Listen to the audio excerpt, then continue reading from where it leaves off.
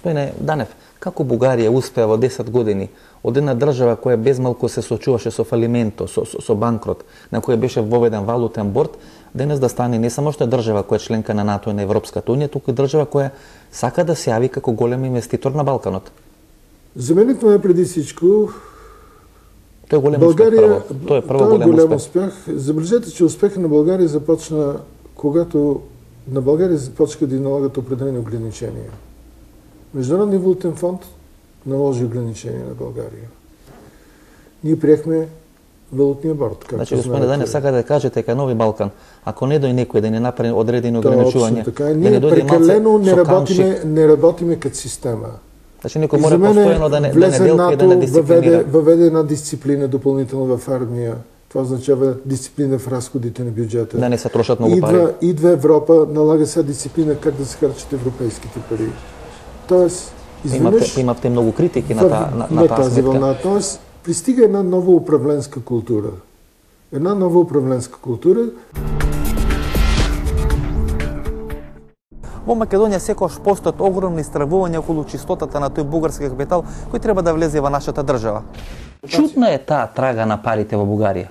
Значи, прво се пари од државна безбедност, па се руски пари, подоцно преку разни девствени острови и на крајот веќе доаѓаат сериозни странски инвеститори во Бугарија. Значи, тие пари на некој начин 3 или 4 пати ја сменија формата. Се исчистија максимално и денес доаѓаат како не знам одредени реномирани холандски, белгиски банки, реномирани компании од Америка, од Велика Британија и така нато. Значи, Бугарија на некој начин го помина тој свој пат или таа голгота на можното перење и чистење на тој капитал. Значи, тук има пак два аспекти. Един е, който вие до сега говорихте, това става дума за финансови и банковия сектор. Той тръгна 90-те години сравнително добре и доста силно. Постигна своя пик с кризата 95-96 година и от 97 година всички банки фалираха. Тоест те достигнаха дъното. И сега са вече нови банки. И сега са вече нови банки. То са вече чисти банки. Сега са вече чисти банки. Този период разделя нашата банкова и финансова система на две. Чисти осигурителни компании, вероятно имате. Да. Чисти осигурителни, чисти застрахователни дружества. Всичките застрахователни дружества, и сите тие се јават ко силни инвеститори во регионот. Точно дел од бугарските банки се во Македонија, дел од осигурителните компании во Романија, во Србија и така натаму.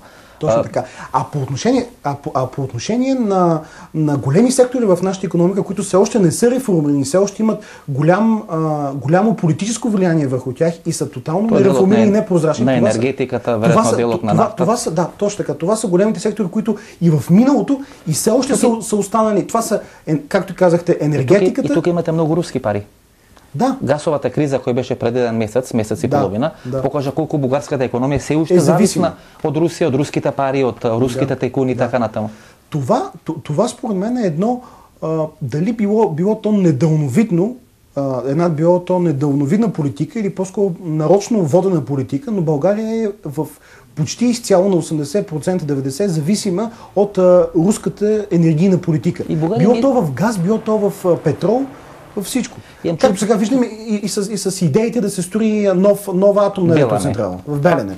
И тамо ќе има руски капитал. И там. Имам чувство дека Бугарија на некој начин располучена на два дела. Едниот политички дел кој сака да биде близок со Брисел и со Вашингтон и економскиот дел кој се уште силно ве влече кон Русија. Тези сектори, които са в момента зависими от Русия, така или иначе не успяха да се откъснат от руското влияние, поради една единствена причина, защото те винаги са били тук на местно ниво, винаги са били прерогатив и винаги са били управлявани от хора, които са били много тясно свързани в миналото с Русия.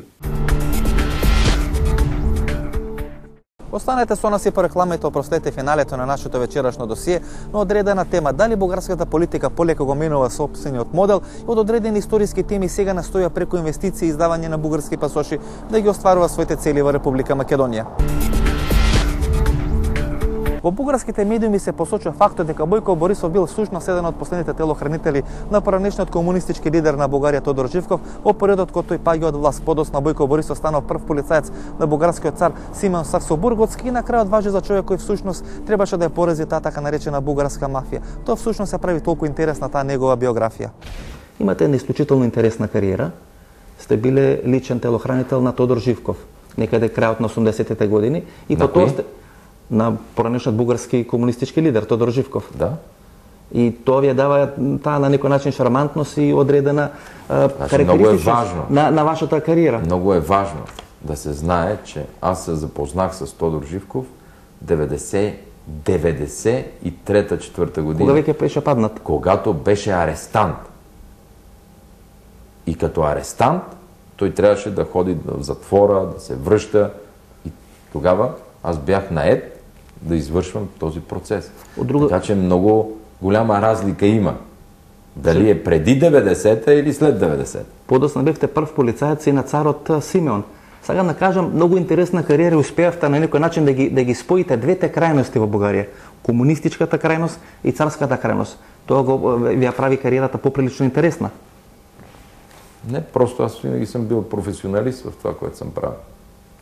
И когато трябва да наемеш нещо за работа или някой за работа, търсиш най-добрия професионалист. И не случайно не съм създал и не съм допуснал никаква грешка или проблем нито с единия, нито с другия. И накрая отважахте за човекот кој порази бугарската мафија. А јас имам чувство дека бугарската мафија се уште е многу силна тука во Бугарија. Мафията никога не може да бъде поразена до край. Нито в Америка са я поразили, нито в Европа са я поразили, но когато се режат възможностите за бизнес на тази мафия, тя става по-слаба. Во ваше време се случи најголем дел од тие 125 убиства на бугарските текуни. Това е нормално. Чувствувате грижа на совест? Дека може во ваше време бугарскиот бизнес беше на некој начин десеткуван. Имаше ли проект во целата таа работа? Напротив, българският бизнес се чувстваше най-добре по това време. А това, че мафиотите се убиваха, означаваше, че нямат пазар. Държавата не им даваше пари.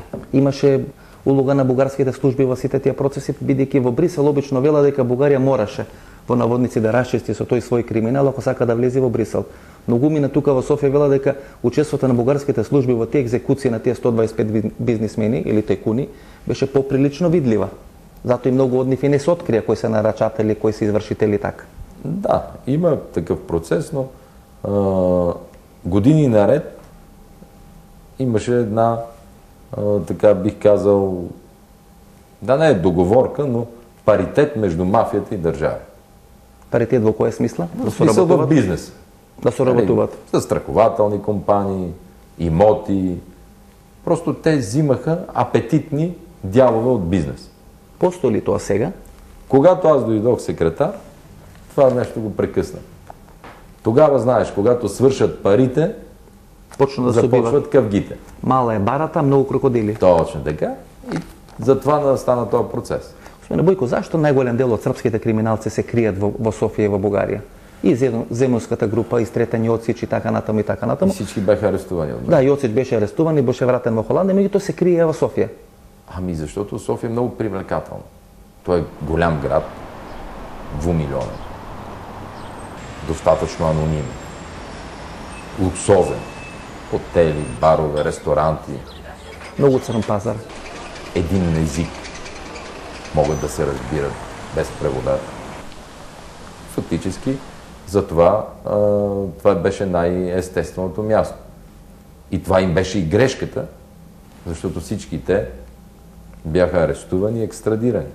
Дали вие лично? Над 40 српски граждани, подобни по операция Сабия, са арестувани и екстрадирани. Операцията Сабия, тоа значи операцијата веднаш после убиството на Зоран Джинджич. Да.